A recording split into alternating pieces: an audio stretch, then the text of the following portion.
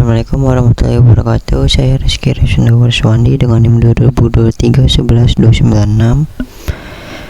ingin mempresentasikan tentang fundamental concept of gain scheduling and aplikasinya. Itu penerapan dari gain scheduling. Yang pertama, menjelaskan prinsip dasar gain scheduling dalam kontrol.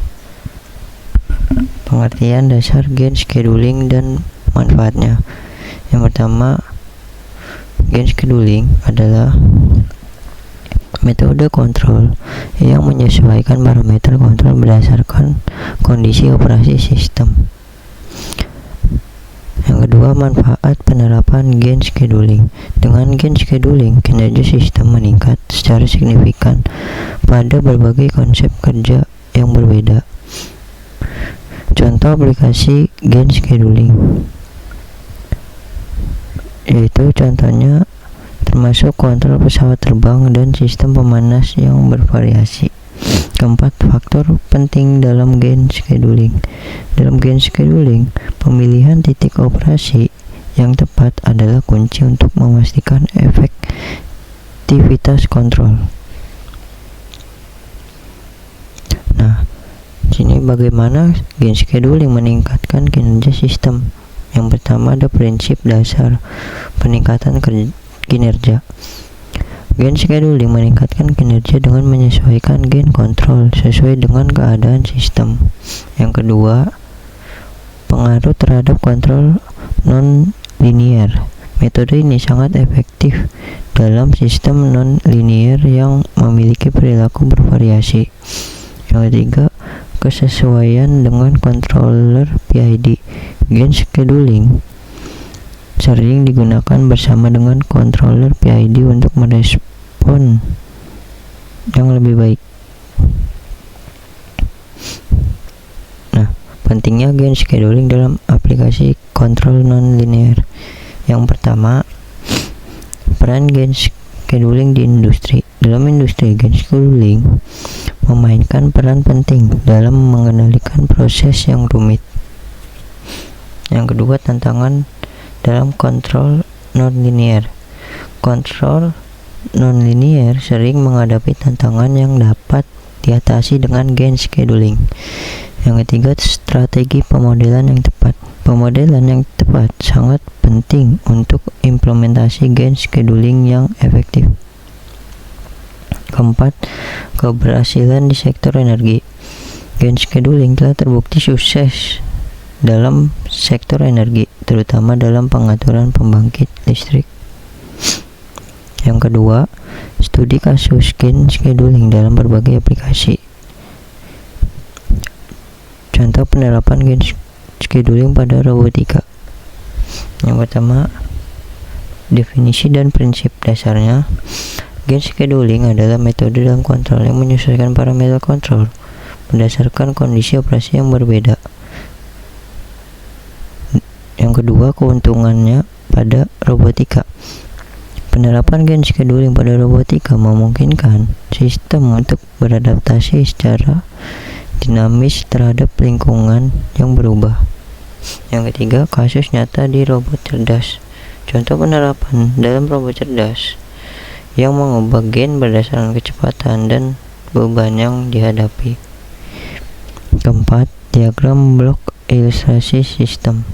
Blok diagram menunjukkan komponen gain scheduling yang mengatur output kontrol berdasarkan input lingkungan. Gain scheduling dalam sistem kendali pesawat terbang.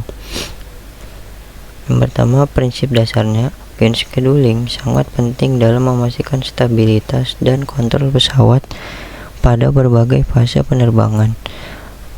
Yang kedua, ada adaptasi parameter kontrol. Sistem kontrol pesawat dapat menyesuaikan gain untuk mengatasi perubahan kecepatan dan ketinggian selama terbang. Yang ketiga, penerapan dalam pesawat modern. Banyak pesawat modern menggunakan gain scheduling untuk meningkatkan respon dan efisiensi kontrol.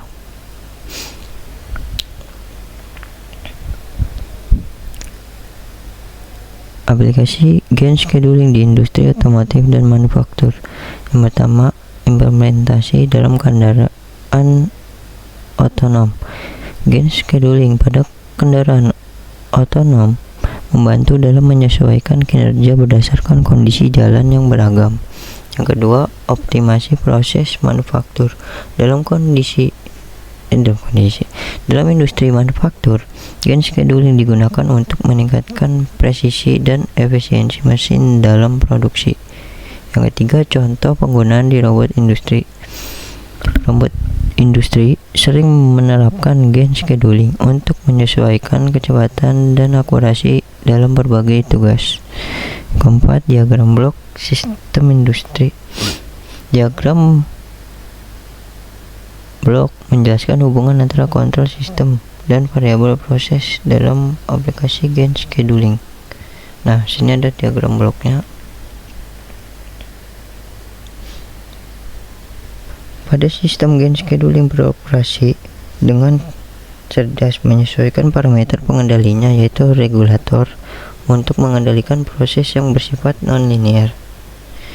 Mekanisme dimulai dengan pengukuran operating kondisi atau variabel penjadwal yang secara langsung mencerminkan dinamika proses saat ini. Nilai pada operasi ini kemudian dimasukkan ke blok gen scheduling yang berfungsi sebagai basis data atau fungsi interpolasi. Disinilah regulator parameter seperti KP, KI, KD pada PID yang telah dirancang untuk kondisi tersebut dicari atau dihitung. Parameter yang telah disesuaikan ini kemudian secara real time diberikan kepada regulator. Regulator ini kemudian menghitung kontrol sinyal berdasarkan sinyal command atau set point dan output proses, memastikan bahwa gen yang digunakan selalu optimal untuk kondisi operasi saat itu. Dengan cara ini, meskipun prosesnya non-linear, sistem mampu mempertahankan kinerja kontrol yang stabil dan konsisten di seluruh rentang operasinya. Mungkin itu saja dari saya, kurang lebihnya mohon maaf. Wassalamualaikum warahmatullahi wabarakatuh.